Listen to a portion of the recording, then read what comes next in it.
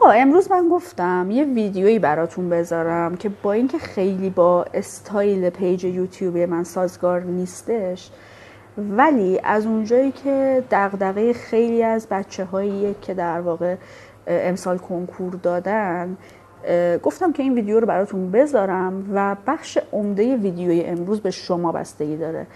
و کامنت های شما، چون که قراره از تجربیاتتون در زمینه تحصیل توی دانشگاه های مختلف این زیر کامنت بذارید و هر آن چیزی که براتون تجربه مثبت بوده یا منفی بوده از تحصیل توی چه میدونم مثلا در یک شهر دوری تحصیل کردید از شهر خودتون،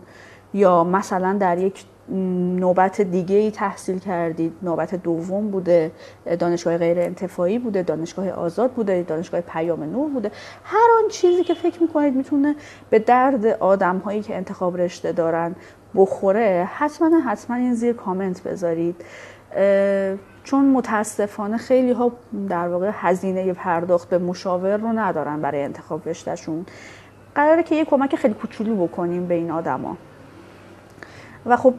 بخوایم واقع بینانه هم نگاه بکنیم، هیچ چیزی به اندازه تجربیات آدم ها نمیتونه توی این زمینه کمک بکنه، چون مشاور هم در واقع یک دیدگاه مشخصی داره.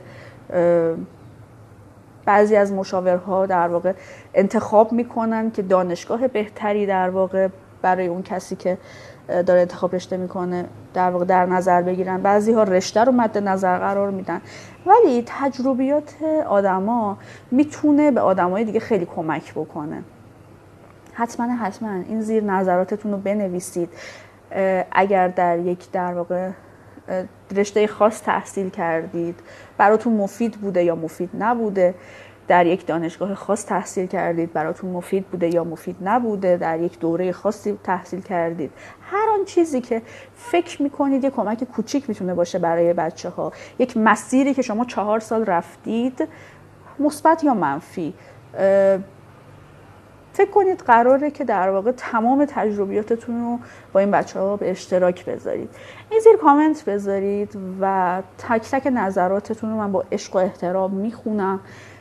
سعی کنید این ویدیو رو برای آدم‌هایی که در واقع انتخاب رشته دارن بفرستید، البته از زمانی که کامنت گرفتین ویدیو، چون خود من به شخصه خیلی نظر خودم رو هم می‌نویسم، ولی تا زمانی که کامنت ها در واقع به یک تعدادی نرسه شاید نتونه خیلی کمک کننده باشه. سعی کنید به بچه‌هایی که انتخاب رشته دارن امسال این ویدیو رو بفرستید، اونا این کامنت ها رو بخونن، تجزیه تحلیل بکنن و امیدوارم که هر کسی که در واقع این دوره رو داره میگذرونه به بهترین شکل ممکن این دوره رو سپری بکنه. همین دیگه. بخش عمده ویدیو امروز متعلق به شماست، نه من فقط ویدیو براتون ضبط کردم که شما این زیر کامنت بذارین و قرار شما امروز از تجربیاتتون برای من و بقیه بنویسید. مرسی از تک تکتون که تا انتهای این ویدیو همراه من بودین. حتما پیج من رو سابسکرایب بکنید و کامنت بذارید برای این پست مخصوصا. مرسی از تک تکتون. فعلا.